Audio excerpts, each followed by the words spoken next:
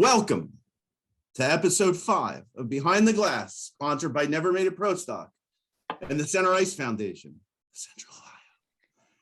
I'm not supposed to say that part anymore. So episode 5, here we are, guys. We had a little layoff there. We had Thanksgiving week where we all had a bunch of stuff going on, all different directions. We don't have any guests this week. It's just us. It's the founding fathers. At the top, it's just us. Yeah, it's going to be fun. We have some good topics, I think. But I'm Chad Kuvo. I'm joined here with my peeps. Wow, that sounded bad. Wow. Hey, what's Adam up? Kiefer is one of my peeps. How we doing? And then my little brother, Vinny Kuvo.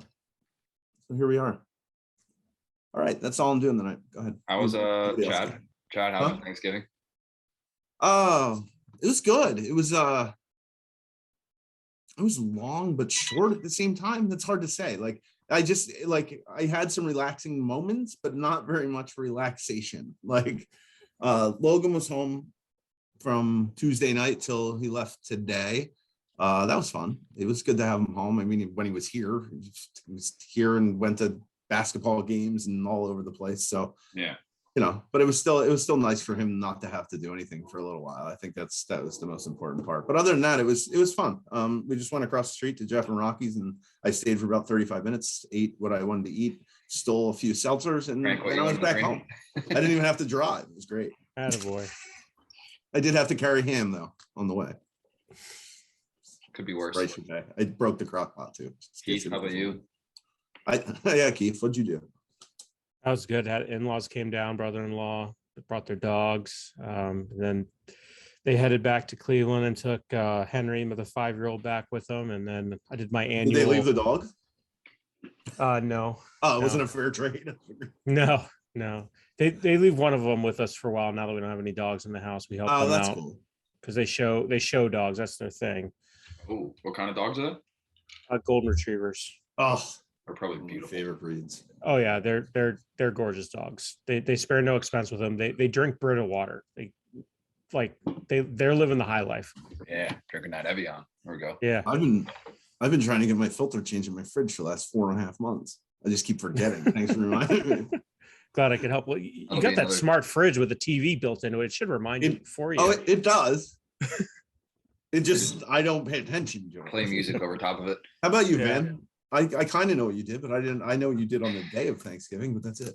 Yeah, I mean, good time. Chad, you know what we did? We went to Tina's house. So our sister has had Thanksgiving at her house for the last probably 10 years or something, at least in the Poconos.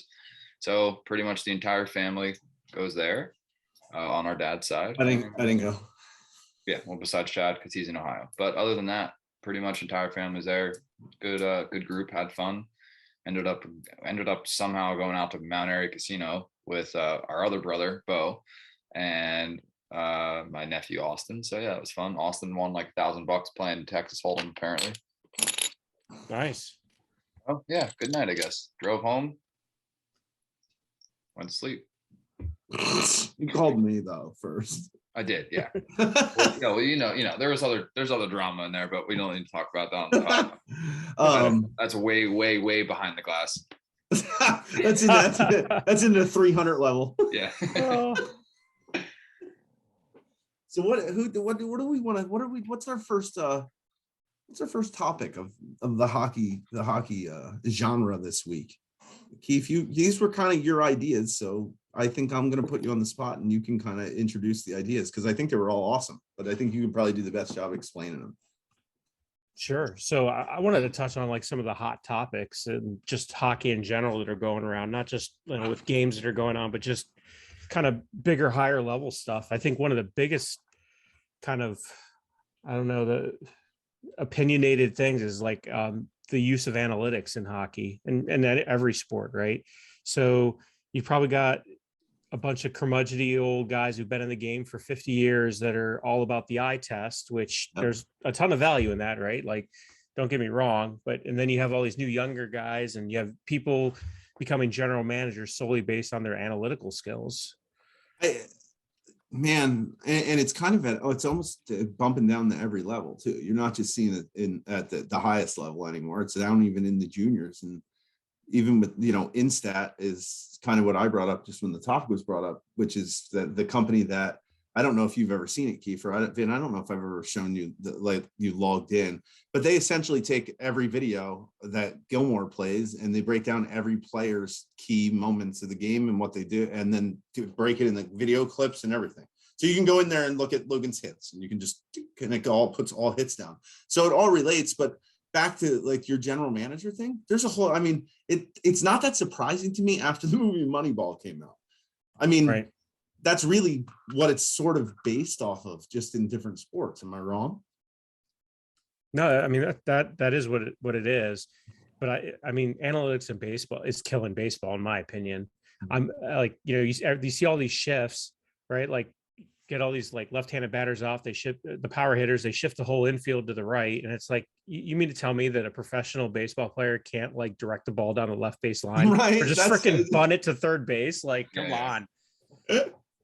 Like, what do you think, that'll Van? show them.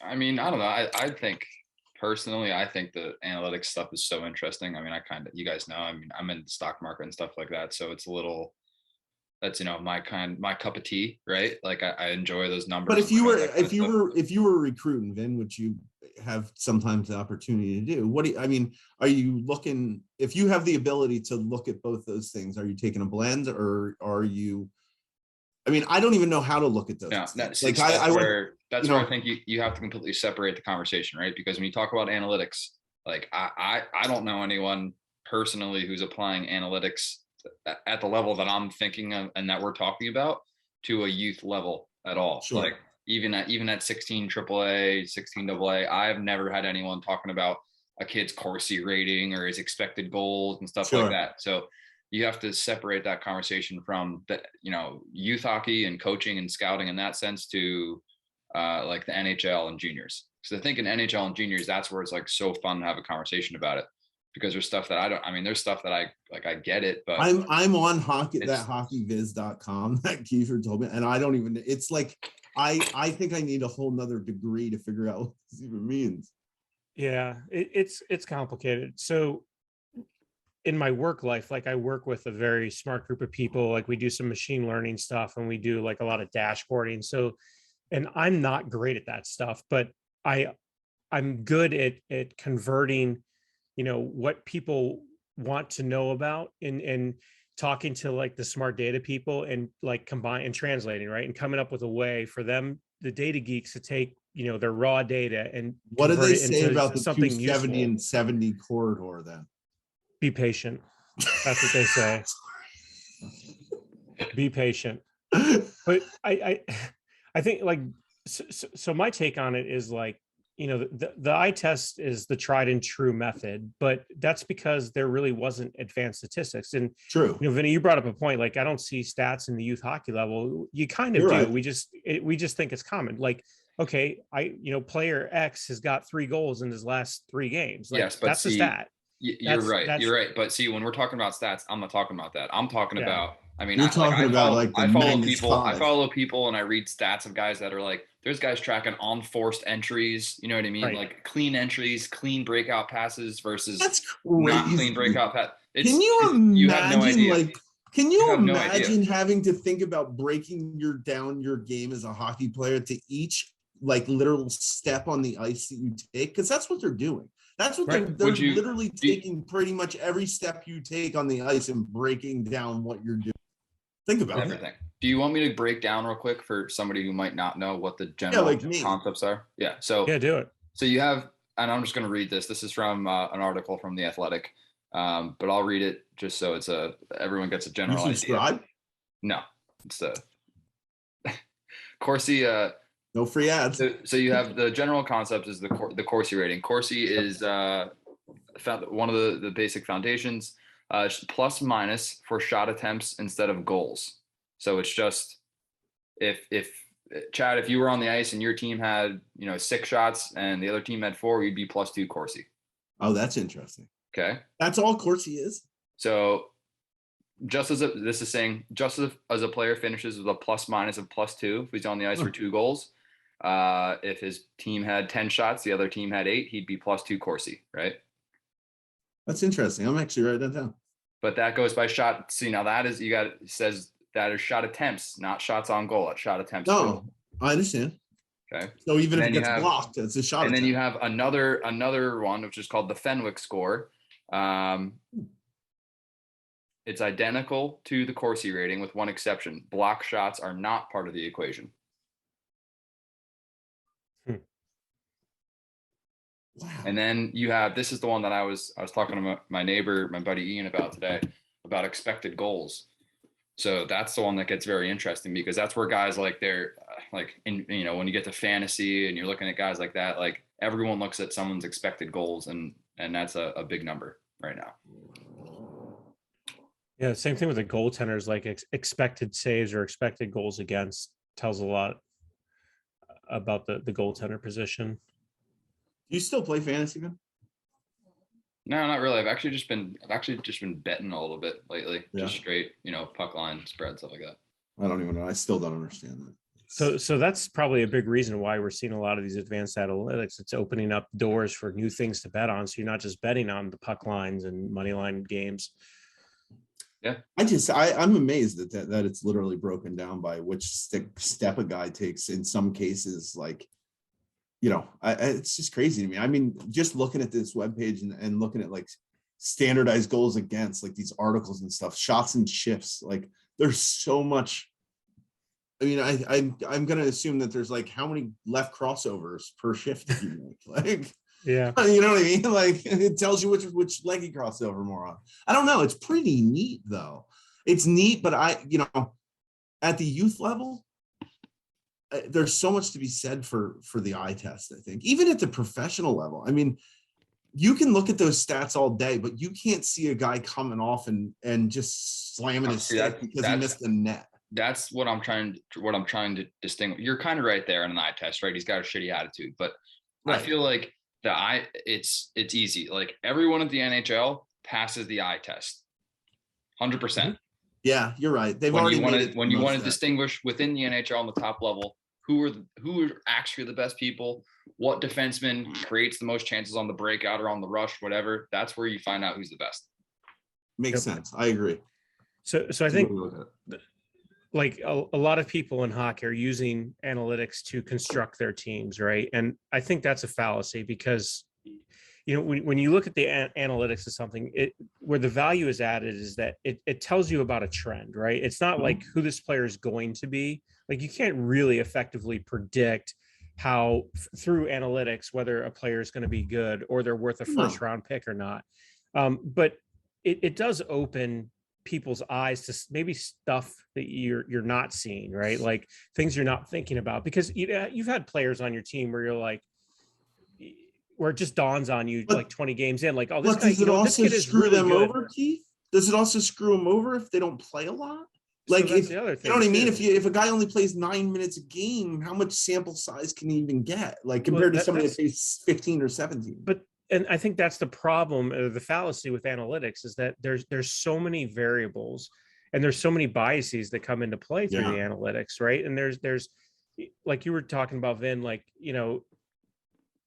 how do you analytically capture the value of the glue guy or, the locker room guy who builds everyone up? Yeah, he might be a little bit of a liability, but like, look at like Biz Nasty, right? Like the guy didn't add much like on the ice unless he was dropping the gloves with someone, but there's a value in that. Perfect example. Patty Maroon. So Patty Maroon's got to be like an analytical nightmare. He's not that great during the regular season, but come playoff time, God bless him. He's how do you analytically capture his sixth gear that comes out in May? Like, I'm trying to find this guy on Twitter right now who does the analytics he does all these picture graphs of like. Yeah, I follow him too. And I can't even absorb what he writes though. Like I look at it and I go, whoa, nah, not for this Great guy. follow. That's all you though, because of the stock market side. For any one of our listeners that might be listening, all 5 of you at the moment, Jack Hahn on Twitter, JACKHAN is a great follow for hockey education. When I listen to this, I'll remember again and follow him. Yeah. No, I don't listen to it. It says hockey consultant, former AHL coach, and NHL analyst for Toronto. That's crazy. That was a good topic, Keith. That's like real relevant and pretty interesting. So interesting. I guess the closing on that one is I think analytics are good, and I think the eye test is good. And I don't think you should solely rely on either. And at the local level, like at a team level, there's stuff that you can use, right? Like I think a lot of teams use my hockey rankings. Yep, they're good. Look at you. Wow. See, Like, was that a segue? Wow. Oh, let me just let Sign me me open the up. door for you so you can step in. What room are you in now? So like I think so my hockey rankings is one of those things that it's good until it's evil, right? Like there's value in it, and until people get obsessed with it, then it becomes a problem. What's always amazed me about my hockey rankings in the last 7 years of actually like understanding and paying attention to it is it's almost 80%, probably 75-80% of the time, the spreads are right. Like it's almost like college football spreads. Like we play somebody and Lindsay's like, we lost 3-1. I was like, oh, we're supposed to lose by 1.8. Like, and you're like, whoa, that's weird. That's where the, like, now when we're talking about analytics on the last topic, it's like they're whatever their algorithm is, like they know it's and here's the crazy part. My hockey rankings is like somebody who would listen to this and knows what it is, would probably laugh at us because my hockey ranking is probably like the easiest math problem. They give you the math problem. They actually tell you how to do it. It's not hard. The hard part to me is where they start the year, because I don't know where that starts. Like the first 110 teams or 100 teams that play 10 games are ranked first. Is that because of where they finished last year? That's the part that confuses me, because there's teams that play 6 games and then they're ranked 6th in the country, and you're like, I've never been able to figure out like their starting point for the math equation, because you have to start with something. So for people that are unfamiliar with it, it's myhockeyrankings.com, and it's basically a ranking of every youth team in the US and Canada, high school, like junior from like teams, 7-year-olds to 20-year-olds. and so the way the formula works is it takes your last 10 games and averages out the degree of difficulty in your schedule. So if you play teams that average, like say an 85 ranking, and then you have, that's your adjusted rating, and then it takes your goal differential in those same 10 games, and then it subtracts it from your goal ranking. What do you think happened then? It's a really exciting conversation. I'm putting to bed. No, I agree, Keith. I've looked at it. It's actually a really simple equation once it gets started. Yeah. It's literally just goal differential based on your opponent's schedule. Rating. Your scheduled rating. So I mean, so it's genius. If you're rated an 85 and you're playing a team that's rated an 84, that means that you're expected to win by you're one already goal. Down. You're already down. And basically, if you're that, the value that I found in it is like, when you go to a tournament and you're seeing teams you haven't seen before, you know what you're in for. 100%. If a team's like 5 away from you, you're about to get it handed to you, or if one team's way close or to you, or 20 away over. If someone's 10 under you, you can play your second goalie without a doubt. I mean, there's something pretty crazy this year in 18U AAA, and the Blue Jackets here have been ranked probably in the top 10 all year, and good for them. But what's crazy is like the top 50 teams at U18 Tier 1 hockey could beat each other on any given day. Like we played the 7th ranked team and beat them by 1. And then we play 49 and we get pounded by 3. And you're just like, I mean, I don't know. It seems as they get older, it seems more inaccurate. But like when they were kids, I'm amazed constantly at how close it was. I mean, that thing also got to be printing money now with their sponsorships and all the people on there. I mean, can you imagine the amount of visits they get as a website per week? I look at it almost every Wednesday. That's when it comes out. So the 18U Tier 1 rankings, Shattuck St. Mary's is number 1 with their ratings 99.99, and then number 11 is the Blue Jackets, as it say. This is the tournament bound bracket, 98.16. So between number 1 and number 11 is basically like a 1.7 goal differential. Like that's pretty tight. You could go down. You're gonna have a 1 to 2 goal game every time, most likely. I mean, you could basically go down to number 26, which is a 97.00. That's like a 3-goal differential, which at that level, anyone's going to win that game. Yeah, that's it. And that's pretty, it's crazy though. Like, but this can get bad because I know some tournaments use this to seed teams. And I think even like, some of the mid-am, like the our mid-am district, if you have to come in the top 6 or whatever it is on my hockey rankings to be in the district, to be in the playoffs. The high school league, the club high school league is based on that too, right? I'm pretty sure. It might be. That's the part that's where it starts to fall off the rails for me, is like when people start obsessing over it and taking it like too seriously, because it's an imperfect science. It's a great tool, but it's not perfect. Like, again, because high school kids are high school kids. You never know who's showing up to the rink that day. 100%. It doesn't, you never know like who's sick or who's hurt. It doesn't take that into consideration. So there's a lot of exogenous factors to worry about. So Logan's team's at 47, right? They're a 90, almost a 96. Wow. They're 95.73. So like at 50 to number 1 is a 3.5 goal game by numbers. That's kind of crazy. Which I'm pretty sure, Chad, Gilmore's probably beaten teams that are north of 47 or gotten destroyed by 9. Right. But it always averages out to 3.7. It's pretty neat though. It's just, I mean, you go on their website, like I'm over here looking at, I got lost over here on the 2-day Bahama Royal Caribbean cruise thing. Squirrel. It's pretty crazy though. It's been around for a long time and it really isn't very hard. I'd love to somehow talk to them sometime, maybe as our little pod grows, and understand where they start their teams from. Because I think that's the thing that confuses me most. Typically, is I just don't understand where they start, because like Culver's now at 14. They played like 6 games, they're ranked like 4th, and they hadn't played anybody of substantiality. And I'm like, why are they? Because last year they were 3rd. Like, so that's the confusing part to me. Yeah, I think you have to have a minimum of 10 games in before they'll rank you. Yeah, they rank them at 6 or 8 this year. Yeah. They might have ranked him after 2 because we played him twice. Well, anyways, I think that's interesting too. Especially, I see a lot of younger, and I don't know if it's because parents grow out of it, especially at the AAA level or things like that. It's a little bit different at 18U, but like you see the 12 through 15s, those guys are going nuts over my hockey rankings.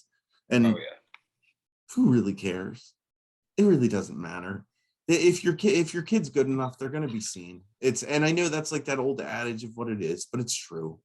At any level, they can. If you want to play at the next level, you can play at the next level, whatever that next level is. Look, to me, in my opinion, that has so much more to do with the parents and the kids, and I think you're saying that as well, right? Like, thing with that is that this is the way I look at it, right? I don't have kids, so this is my opinion. Is that Johnny's dad sees Johnny's Pee Wee AAA team in the same light that he looks at his fantasy football team every Sunday. You know what I mean? Also goes right to stats. Yeah, you know what I mean? Like you look, it's all you're doing. No, that makes sense, man. Is how is he gonna win? Or is he gonna score 3 goals today? Is he gonna? I actually still think they should beat this team. They should beat this team. I actually still think about those things. I'm not gonna lie to you. It's just I said at 18U, I still think about those things. I'm not gonna lie to you. No, I know. You're a hockey parent. but it doesn't. I don't know. People get really caught up in it, and I think it's a good job to judge who you're playing, what you're playing, and maybe some tournament seeding depending on what type of tournament and where. If you're going to Minnesota to play teams, I think it's a good idea if they take a look at that stuff. If you're playing around here, I don't know if it's necessary in the 2-state radius. I think it definitely has, there's positive room for it for sure. It's definitely helpful in my opinion. Like as a coach, I look at it, you know what I mean? As a coach, you look at it, you go, like one advantage of it as a coach is you don't, like, for example, we're playing the DVHL.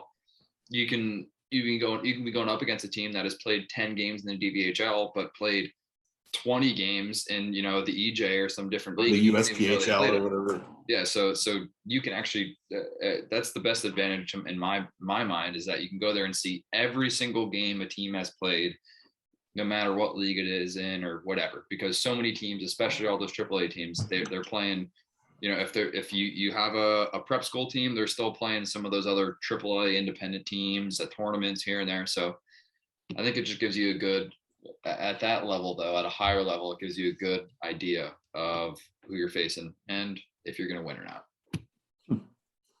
I like it. All good talk. Good banter. So what about any closing thoughts, Keith, on that one? Do you have a way to roll us into the next one somehow magically, like on your little starship there? Yeah, sure. So, we talked about team rankings. Well, what about like player rankings and getting your kid noticed? A lot of people are obsessed with elite prospects. Man, it's like you practice.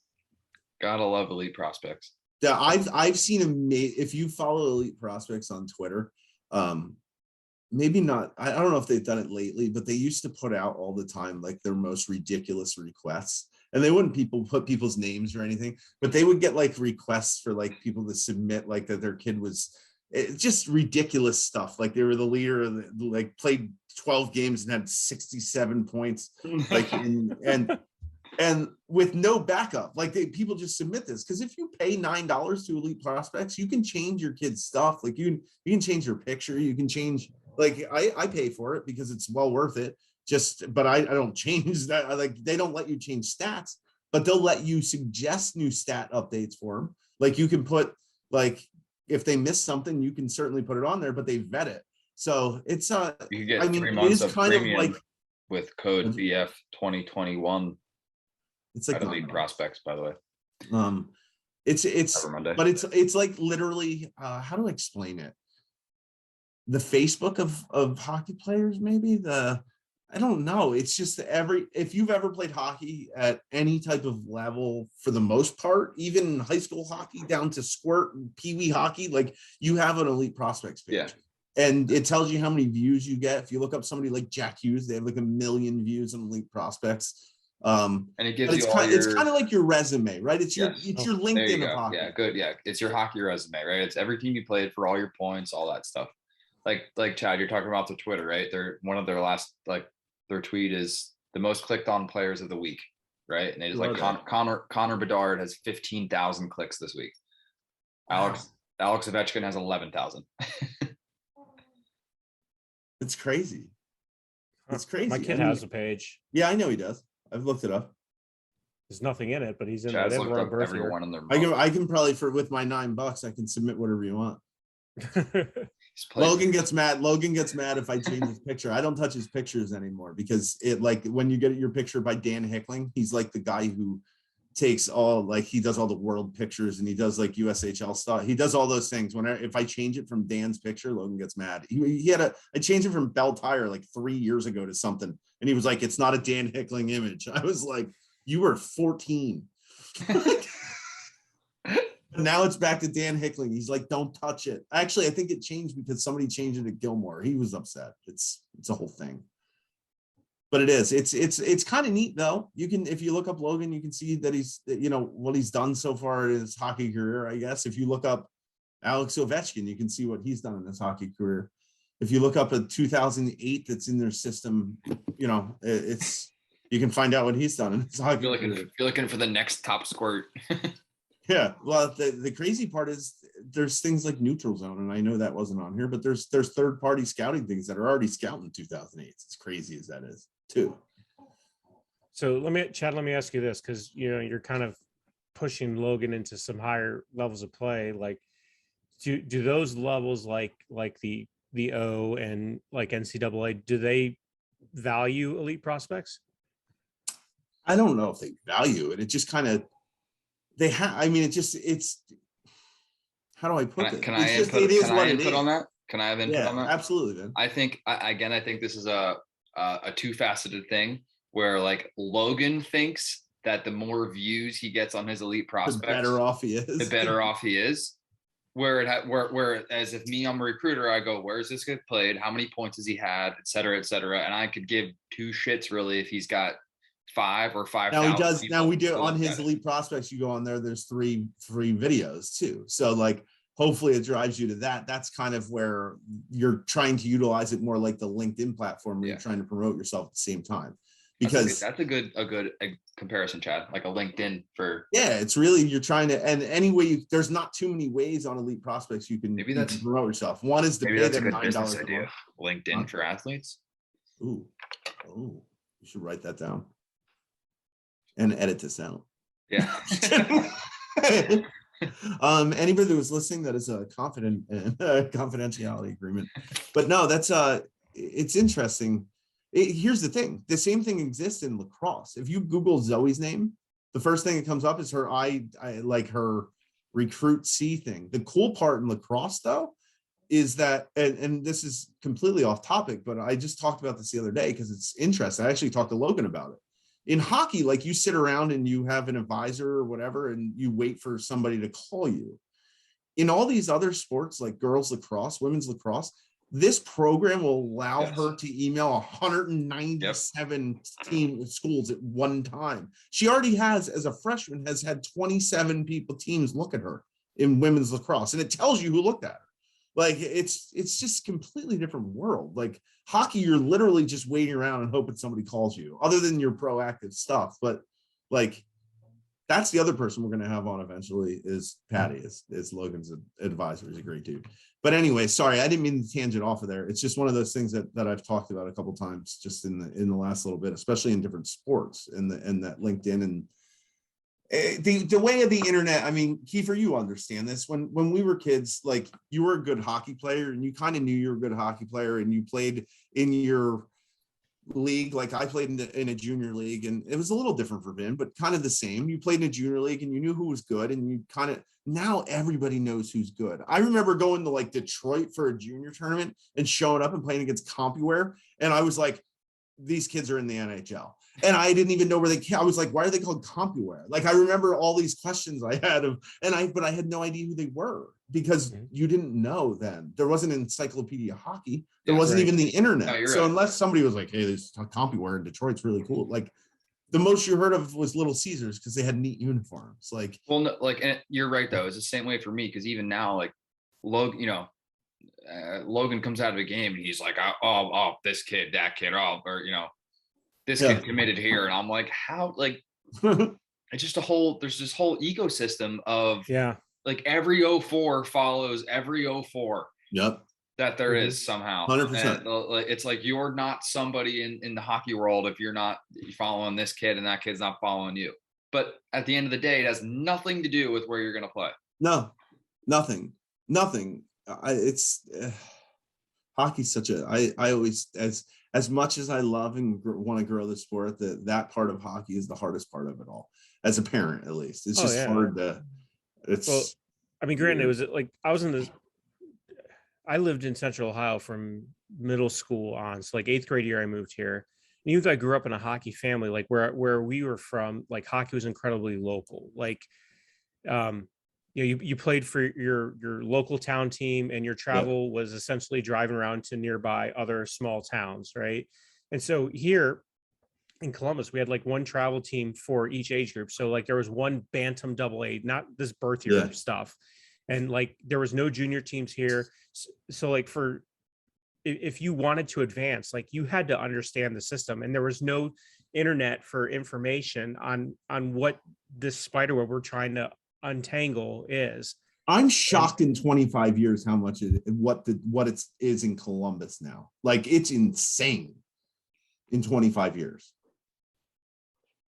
What happened to you? I can't hear you anymore. The rate of growth that we had was like, we're good.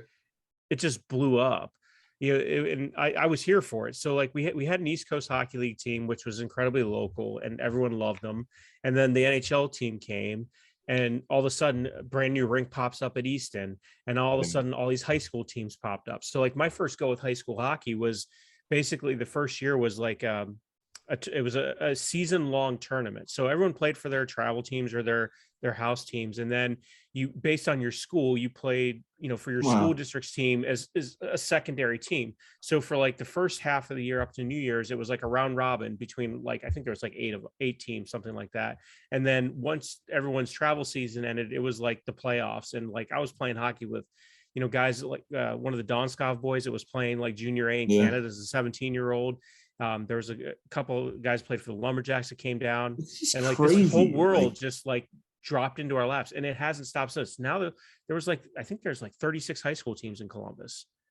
There's varsity and JV. The amount of men's league teams was second in the country. It was first in the country like 5 or 6 years ago. I tell a lot of people, like there's people who, like Chad, with never made a pro stock. There's people all the time who are like, oh, tell me about your business or whatever. And they're like, oh, Columbus. And I'm like, you don't understand. Like hockey is booming. There's like, a D League South, a D League North. Yeah, like there's they don't have enough room for the amount of men's league players that they have.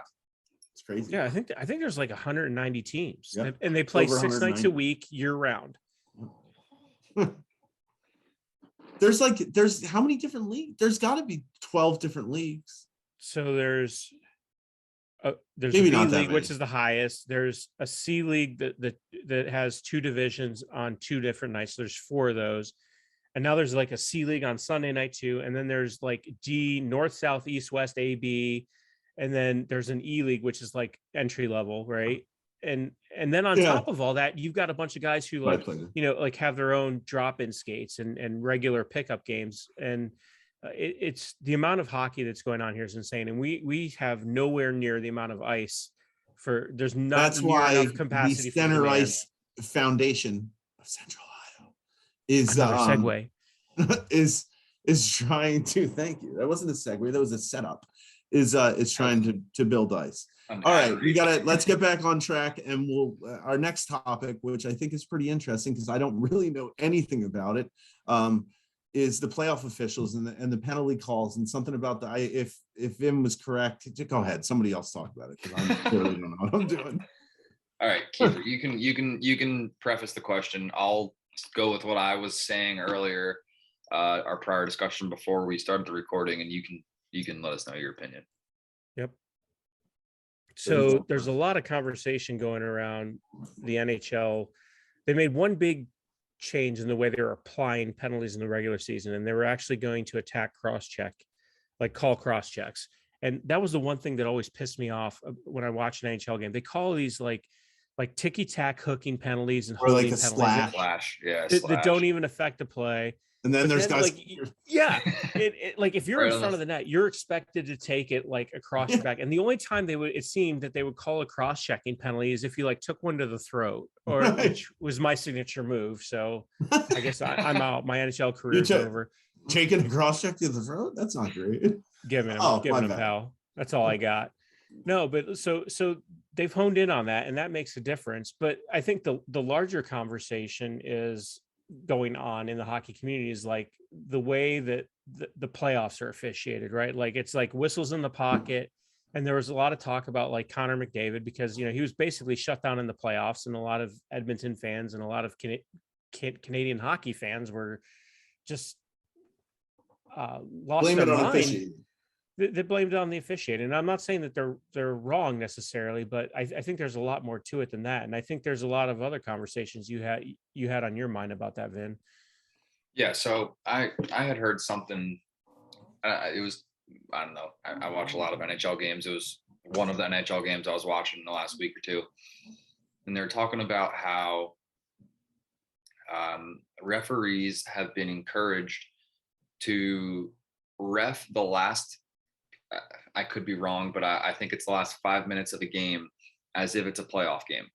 And the reasoning behind it being like as anyone who's played hockey, you're in the last 5 minutes of a game, in any game that's more than if you're not down 5-1, like if it's 2 goals or less or a tie game and there's a penalty in that last 5 minutes, like that's not good. Like you're pissed off unless you're depending on what team you are. But so everyone knows that feeling if you've played hockey or watched hockey, you understand what I'm saying. So they get rid of that. That's one thing. And then it also starts to, and Kiefer, this is where I think it starts to allude more towards what you're saying, where it's like, if you're a Canadians for just an Oilers fan, like, and you know hockey, how do you not know that it's going to get tougher in the playoffs? Like, it's a given. Everyone knows it's going to be tougher in the playoffs, right? Yep. So I think this last 5 minutes, right, of being more lenient per se, maybe more lenient on the rules, for lack of a better term, is going to, they're saying, it'll make games more playoff hockey like, quote, more like playoff hockey earlier in the season. So I think a lot of people actually want a penalty. If it's a penalty in the first period with 19 minutes left to go, it should also be a penalty with 1 minute to go in the third. And so I agree and disagree with that. Like, I mean, so here's the thing. From the ref standpoint, you agree, right? Yeah. So here's the thing. Like, playoff hockey is a different animal, and you're fighting for every inch in that game. And when you're in the regular season, you know what? If you're a defenseman, you're not going to rush the corner and hit that guy every single time, because you got 81 more of these to go. And that one play probably isn't going to affect your season. But when it comes to the playoffs, it's balls to the wall. You got to fight for every inch. And the play is more physical. If you're a D-man, you're standing up the forwards more often. And if you're a forward, you're forechecking harder. You're going to make that hit that you normally would take a flyer on, when the puck went away. You're finishing all your checks. So, like, from an official standpoint, there's more conflicts, right? There's more contact. There's more aggressiveness, and then it becomes a little bit harder to officiate. So naturally, they're going to miss more things, but they're also letting the boys play a little bit, because in the referee's mind, like, you don't want to be the guy that blows it. Like, you don't want to make a phantom call that costs a team a game, because one game does make a huge difference in the playoffs. It doesn't make a huge difference in the regular season. It's one of many, where it's one of few in the playoffs. I think, like, Connor McDavid he was hosed a lot and got a lot of no calls, and like Tortorella made a bunch of comments that, yeah, but he took a ton of cross checks too. And like Kucherov, like, he got blasted so many times throughout the playoffs. I think he like broke his ribs again after he just came back for the playoffs. Yeah. And now he's out again. So those have to be called. Like, the injury potential stuff, like, you got to stop that. Like, my problem with it. If Connor McDavid is injured, that's not good for hockey. My problem with it should just be called the same way all year, regardless if it's the playoffs, the fast five. How do you all of a sudden now it's a judgment call? You've now gone from making rules that are rules to going to the ref for the last 5 minutes of the game. Now it's based on your judgment. That's the opposite way of the way they should be. But that's what it is in the playoffs, is it not? But it shouldn't be. It should be the same thing. The reason it's like that in the playoffs is because they want it to be more intense hockey. And I understand that, but it's intense anyways. But it's just that I don't think, like, officiating changes in the playoffs, just like the game changes in the playoffs, but the officiating shouldn't. It does though. And I'm a huge, I don't like the based on judgment, because now every ref you have can judge the last 5 minutes of the game however they want. Yeah. So, like, I guess the reason I didn't probably make it clear enough. So I guess what I'm trying to say is, like, I don't think that the referees are putting their whistles in their pockets for the playoffs, but what I think is happening is that they're managing the game differently, because there's a lot more going on. And with every penalty, there's like mitigation that's involved in your judgment, right? So, like, oh, this guy turned before he got hit, or right. Oh, yeah, it's he literally lifted a his split stick, second. but he's not moving his feet. Like, is he really being? It's impeded almost like if an analytical call, right? It is every move. And because more pressure on you, you're probably going to side more to not calling something. And I'm saying it shouldn't change, but like Crosby, the comments that Tortorella made to Crosby was like, quit whining, and you do have to change your game. And like, he took a lot of flack for that, and he deserved it, because Crosby shouldn't change his game, except for the fact, if you want to look at it, he scores like 100 and some points in a shortened NHL season. Well, he had like he did nothing in the playoffs this past year. Well, like, nothing. he did not have a great playoffs. So here's the thing. He has no control over how the game's officiated. He can't change that. So he does kind of need to change his game if he wants to be successful a little bit. So I understand where he's coming from, but I don't think that that's going to like land well with hockey fans. I think it brings up and we don't have to talk about it tonight, but it's like brings up a whole other topic of people who want to talk about hitting and fighting and all that, right? Where it's like there's a whole nother level allowed to go on when it's playoff hockey, compared to regular season. I mean, and the funniest part to me, right, is like what is it, like a week, 2 weeks max between the end of the season and the start of playoffs, where you could have those play-in games or whatever they have now, the wild card games, and it's intense then. But it's still called very tight hockey game. Every call that can be called is most likely made in terms of trips and hooks and stuff like that. And then 2 weeks later, you get the playoffs, and it's that that was a hook, but they let it go. Oh, that was a cross check, they let it go. That could have been a boarding, they let it go. That's the stuff. That's where fights, like I don't know. I mean, it makes it more entertaining for sure. I think 100%. It's got to make it 1,000 times harder to be a ref. Yeah, it's not easy. I mean, like, and this isn't dogging the refs. I mean, they're the best in the world. They really are. And when it comes to the playoffs, like, they cut guys off of their roster, and like, not dogging them at all, because it's that's coming from someone above them, just going, hey, like, you guys got to make sure if you're going to make a call, it's got to be the right call. It's an obvious call. Whereas in the regular season, it's like, hey, make sure we're enforcing those cross checks. Make sure we're enforcing that little one-handed slash on the guy's stick. Like, yeah, I mean, my preference is to kind of like, I want less penalties in the game. My goal when I go for every single game is to have a no-hitter and call nothing. And to me, like, okay, so yeah, exactly. That's what we call it. And I always tell kids the very first penalty of the game, like, oh, you broke up my no-hitter already. Like, thanks, buddy. No, but like, it's just, I don't know that there's ever going to be like a perfect solution or finding the right balance. Like, I don't think calling every single ticky-tack thing is the answer. And the way I kind of want it to be called is to kind of look at the play at whole. Like, if you hook a guy and he loses the puck, but it goes right to his teammate and they move up the ice, I don't want you to call that. Like, there was no change of possession. There wasn't a loss of scoring opportunity. Like, don't stop play. Keep it going. So that's where I think this is interesting, because Chad just says he doesn't like that it's a judgmental, right? And Keith, you're saying that you think it should be more like that. And I kind of agree with you, because that's probably when, as a coach, that's when I found myself getting most annoyed about penalties, right? Where it's like, yeah, he tripped him, but the kid made a breakout pass. Like, who cares? Nothing happened. It did not affect the play whatsoever. Yes, he tripped him, not disagreeing, but it's like they made a stretch pass down the ice and had a 2-on-1 and scored. And exactly. This is not Vietnam, Walter. There are rules. Oh, shut up. Yeah, because you're such the biggest rule follower ever. No, but really, exactly. 100%. But really, like, that way makes it really black and white, though. Like, if you just call it the penalty when it's a penalty, and you don't go, oh, it's not a penalty because of this, like, it's just it's a penalty. Like, that's what kind of angers me. Like, Logan's team played a team 3 weeks ago that the whole game, they called like 4 penalties the whole game. There was kids with broken wrists, like, that, just out of hand, completely out of hand. And you can see almost the opposite of that when they don't call anything. And you're like, it's just bad. So I don't know. It's tough. I understand what you're saying. So when I started reffing, there was literally 4 criteria in the rule book for referees on when to call it. It was like, if it was an injury potential, you had to call it. If there was a loss of scoring opportunity, if there was a change of possession, or it was like egregious. Like, if one of those 4 things didn't happen, you weren't supposed to call it. And that was the old school of hockey. And all that changed when 2005, when they started taking all the hooking and stuff out at the NHL level and really changed it. And it did create more offense, and it opened the door for these smaller guys to come in and be able to dominate and show their skill.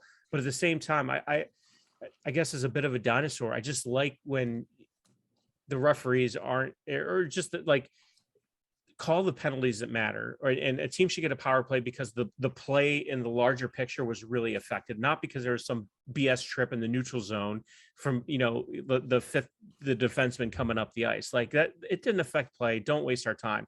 I want to see 5-on-5 in your face hockey and watch these guys battle for every inch.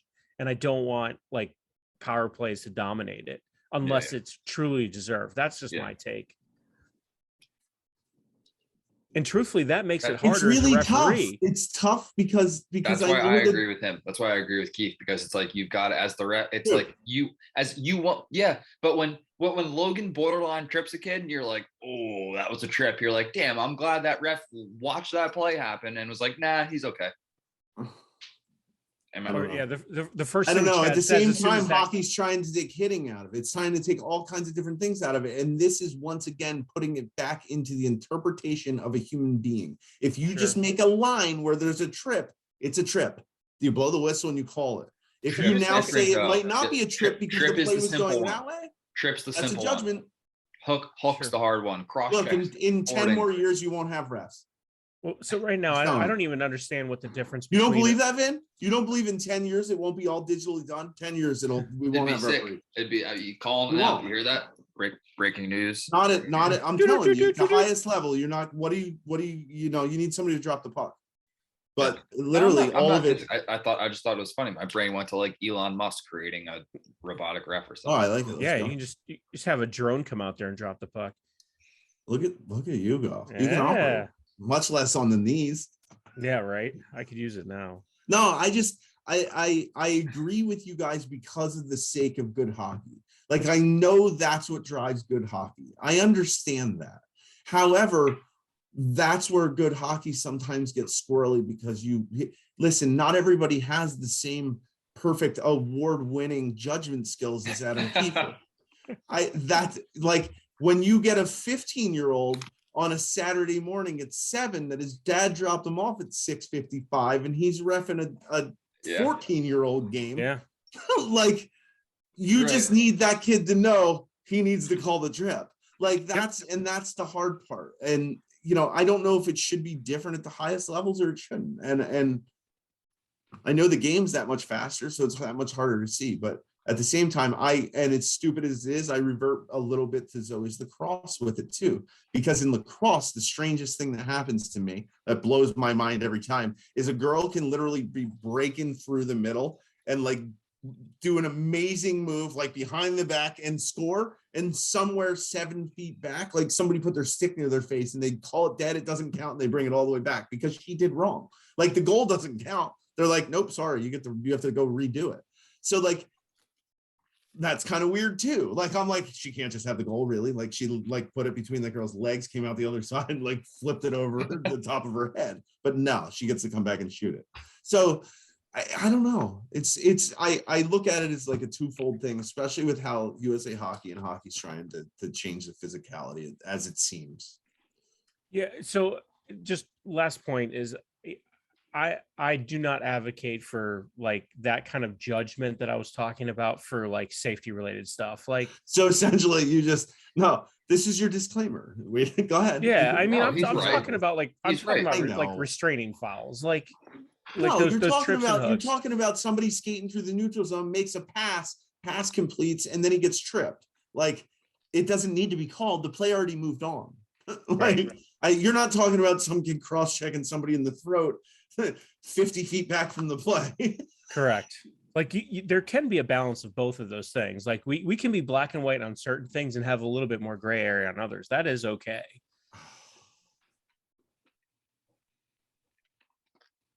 The non-judgmental ref. Yeah. All right. Enough of that. So you guys been watching the NHL much at all? Nope. Discuss this. You guys are going to educate me a little bit. I know enough to be dangerous. I'll educate you. It's like Calgary 9. I'm just looking at standings right now. Been following it though a lot. Calgary 9-2-2 on the road. 9-2-2 on the road. Who have they played? St. Mary's School for the Blind? No, Bishop Sycamore's hockey team?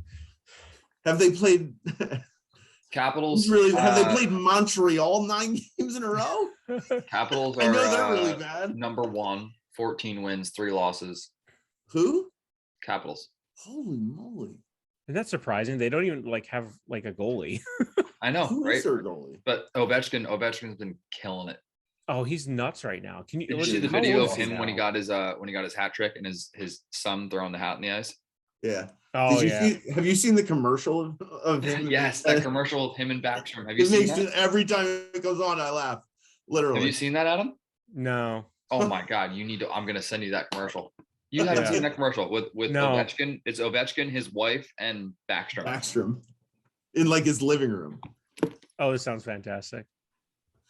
I can't remember what he says, but She's like, she's like, why is he here for breakfast every morning? yeah. Why is he here for breakfast every morning?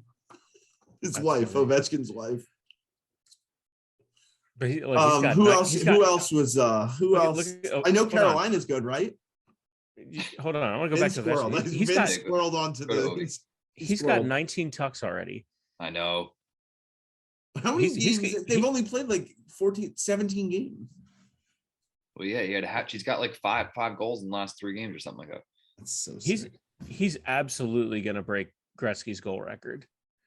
Oh, I hope he does. I'm rooting for him. You know what's crazy, man, is like 7 to 10 years ago, like I liked Ovechkin, but he did not play a good game. Like he wasn't great for hockey. I mean, he was good for scoring and all that, but he played no defense. Remember those clips like where the team would be literally the whole play would be going on and he'd just be coming out of the other end. He definitely got better at it.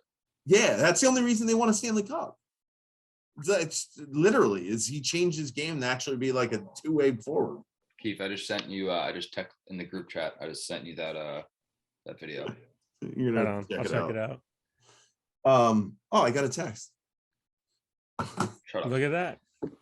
I think another surprising team is Minnesota Wild leading the Central Division. Like Mhm. they've been kind of like a basement team forever with Their- a what's really their old record? team. 14-6-1. Wow. They've got a 4-point lead over St. Louis. They also had how many games in hand did they have though? No, they're even. Wow. And Winnie's up there too. Who's even Colorado, on Minnesota? They have that young kid now. What is it? The Russian kid? Kaprizov. Kaprizov. yeah, he's so good. Yeah, He's little too, isn't he?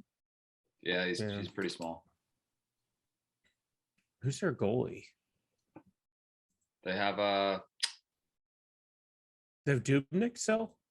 no. Or is he gone? So, I don't know why my internet's all messed up here. Hope I don't lose you guys.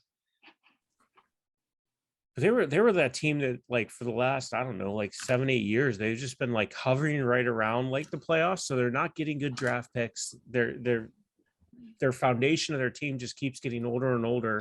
They're always in salary cap trouble, and now they're finally getting some success. I mean, Especially they needed some good in, rookies. Minnesota's in first place in the Western Conference too. I know. And I thought Colorado would be running away with it, but they're still pretty good. They're like they're down like 3 games compared to everyone else though. But they're another one, like they've got great forwards, obviously, good defense, and goaltending questionable. Come on, look at Toronto. I was literally just going to say that. I was just going to bring that up. I just watched they had a thing, not even from last year, from the bubble. I believe it was the bubble year. Are you? Oh my God! Are you going to bring up the thing on Amazon? Prime All or thing? Nothing. I was going to ask you guys if you. Oh It's yeah, so funny. I thought it was awesome. I just I started loved it. I loved it too. the first 2 episodes or first episode last night. I love good. it too. It's good. I love when you get the behind the scenes look at like the GM talks and listening to Dubas. Like I was thinking about this in our analytics. I want to talk. Like, I love that guy. Talk about him. So one of Logan's best friends, and I won't mention his name here just because I don't know if he'd want it out there, but probably in the top 3 people in his life that are hockey players that are his best friends. One of them told him last Saturday. He called him last Saturday. He plays in the USHL, and Logan texted me it had to be last Sunday maybe, and he goes that kid. He goes, he has a meeting with Dubas tomorrow. Conference call with Dubas. Yeah, he did. He had a con. Wow. He said it was awesome. He said it was crazy. absolutely unreal, like, which is really cool. Like, especially because I just watched that when he told me, and I'm like, oh, now I can just like picture like, Yeah. it's, What he's going to say. but at the same time, like, how can they not put it together? Like, So they've had questionable goaltending for a lot of years, and they're going. Is Campbell still playing for them? Like, Yeah, all and the he's time? playing really well. Oh, Joseph Wall's playing now too, who we have Yeah. as USA Olympic glove in the thing. If he ever comes to Columbus, if he'd stop in and sign, it'd be great. Thank you, Big Joe. The brick wall. Thanks, Joe. Sorry. But somehow with their salary cap, they figured out how to get some defense. And like, I mean, Jake Muzzin's been awesome for him. But that prime behind the scenes, man, I just love seeing how Love that like stuff. Sheldon Keefe like interacts with everyone. Like he's just a hockey guy. Oh, he's a badass. I love it. Yeah, But at the same awesome. time, you start to see, and this might be a good topic for another week when we just are by ourselves, like the old school culture compared to the new school of like the uplifting and instead of the you did bad, you're going to be benched, like the things that are working well, like the Chicago Steel and the USHL and all those things, and the NHL are because they're starting to uplift and not put down, which is an interesting way of thought. I mean, especially with the kids nowadays, like you can only do that to kids so long before they'll crumble and hide under the. I was going to say you have no choice with kids nowadays but to be uplifting. Like you have no choice. Wild. Yeah, I know. It's great. Kiefer has a teenager and then like 19 other kids that are under 5. It's gotta be, you did this bad and you did this. Yeah, you did this really bad, but here's a pat on your hiney. Go along. You're not even supposed to say but anymore, right? It's a negative connotation. If you did this, but right, it should be you did this well, and you can improve this. Yeah, so I guess the as far as I'm willing to go with that is to say to a player on the bench, like, do you think that play worked out? Yes or no? I thought you were going to say, get your shit together. That's what old Adam wants to say. Like, figure it out, pansy. But that new Adam says, okay, so it didn't work out. What do you think you could have done better or done differently? And let them figure it out. Number one, that's number Mike two, Lichtenberger. That Mike Lichtenberger lesson right there. Yeah, and it's. I don't know that I'm like. I'm trying to leverage strengths, but really, you're teaching them how to like analyze themselves and figure out like what's a better opportunity. And what does Henry say? Where's mom? I saw her by the boards. Like, go high five her real quick. No, you're right on that though, Keith. Like that's the way to go about it. That's what I like. Even when coaching older kids, like I told all of my assistant coaches, I was like, because you have the moment where they're like, hey, I'll go handle it. I'll go talk to him real quick after whatever play happens, and I'm like, just ask him what he was thinking. Do not ask anything else. Ask him what he was thinking on that play, and make them answer. And that right there, it will give you everything you need in terms of figuring out how to go about the situation and how to make it a positive. All right, fellas, this is a topic for a whole nother day. Not really. I've met my quota at 1 hour and 4 minutes. I think it is. I have no idea. Actually, I don't have a clue. Why'd you wear the same hat as me, though? Oh. Don't start with me. I feel like an outcast, boys. I got to get you one of these. They're out of stock though, like everywhere. Actually, they're on a freighter. I have one brand new one in my closet that Chad took a piece of white cloth hockey tape and did the old, like make the tape inside out and just stuck the logo onto the hat. If you and then he forgot it and gave it to me mixed in with ones that he played. Like this one's fine, right? This one's good. The other one, put it on. It's just an iron. Yeah, the other one I tried to give Sabrina's dad, and he's like, "Is this a joke?" You should have said, "Yeah." Here, let me iron it. Happy birthday. Peel it off. All right, I'm going home. Alrighty, thanks for listening. Thanks for boys. Thanks for chatting, boys. I just want people to like, comment, follow, subscribe, share. You guys all that do that stuff.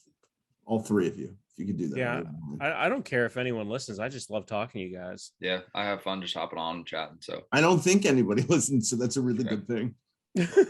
It's going well so far. I think we're doing great then. At least we don't have many expectations.